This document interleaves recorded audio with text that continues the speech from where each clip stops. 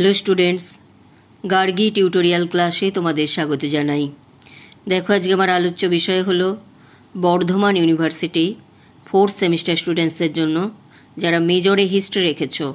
তোমাদের যে মেজর 1 আছে তার থেকে একটি গুরুত্বপূর্ণ সাজেশন এর আগে আমি দিয়েছিলাম এবং সেখান থেকে একটা প্রশ্নের উত্তর হয়তো দেওয়া হয়েছে।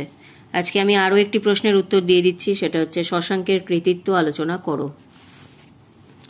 আমি যেভাবে ব্র্যাকেট করেছি তোমরাও সেইভাবে বলবে। এখান থেকে বলবে, প্রাচীন বাংলার ইতিহাসে শশাঙ্কের নেতৃত্বেই স্বাধীন গৌড়ের প্রথম উত্থান ঘটে। গৌড়রাজ শশাঙ্ক তার রাজ্যাভিষেকের পরবর্তী পদক্ষেপ হিসাবে বাংলার প্রাকৃতিক সীমানা লাভের চেষ্টা করেন। গৌড় বলতে তখন উত্তর বাংলা ও পশ্চিম বাংলার কিছু অঞ্চল বোঝাতো।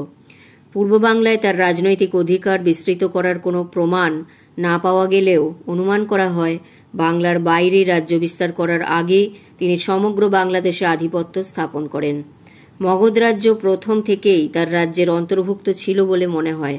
দক্ষিণে তিনি বাংলার দণ্ডভুক্তি পার হয়ে উৎকল ও কঙ্গোদ দখল করেন।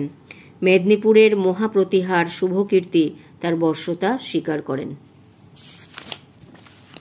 এরপর এখান থেকে বলবে, বাংলার প্রাকৃতিক সীমান্ত অর্জন এবং পূর্ব ভারত সহ দক্ষিণ ভারতের উপর নিজ আধিপত্য বিস্তারের সূত্রে উত্তর ভারতীয় রাজনীতির ওপর শশাঙ্কের আধিপত্য বিস্তারের সম্ভাবনা তৈরি হয়। কনৌজের ওপর আধিপত্য বিস্তারের প্রশ্নে শশাঙ্ক থানেশ্বর আক্রমণ করেন। প্রসঙ্গত কনৌজ ছিল তখন উত্তর ভারতীয় রাজনীতির প্রাণকেন্দ্র ও মর্যাদার প্রতীক।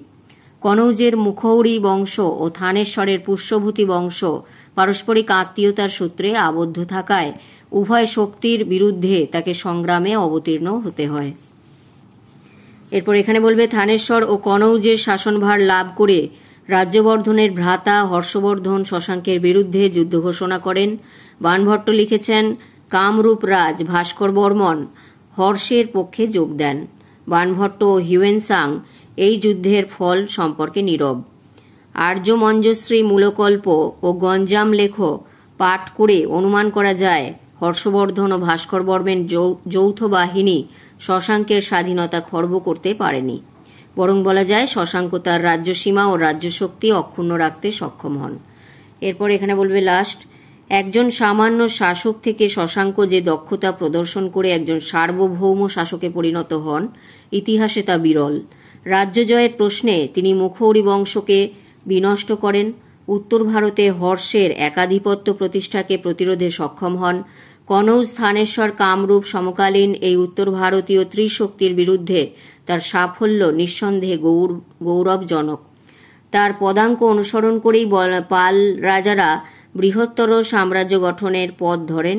ডক্টর নিহার রঞ্জন রায় লিখেছেন, শশাঙ্কই প্রথম বাংলাদেশকে ভারতের রঙ্গমঞ্চে প্রতিষ্ঠিত করেন। তো এইটুকু বলে এটা কমপ্লিট করবে। বড় আছে তাও ছোট করে দিলাম, এইভাবে বললেই হয়ে যাবে। তাহলে এখান থেকে আমার দুটো প্রশ্ন দেওয়া হয়ে গেল, পরবর্তীতে আরও কয়েকটা প্রশ্নের উত্তর হয়তো দিয়ে দেবো। তোমরা চ্যানেল ফলো করো, ভিডিওটি গুরুত্বপূর্ণ মনে হলে একটি লাইক করে দিও, চ্যানেলে নতুন হলে সাবস্ক্রাইব করে নিও ও বন্ধুদের মধ্যে অনেক অনেক শেয়ার করে দিও। দেখা হচ্ছে পরবর্তী ভিডিওতে।